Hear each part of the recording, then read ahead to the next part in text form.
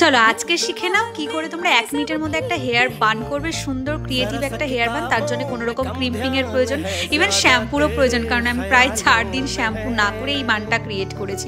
তো প্রথমে আমি দুটো পনিটেল আলাদা করেছি এবং দুটো পনিটেলের একটা আলাদা আলাদা বান ক্রিয়েট করছি।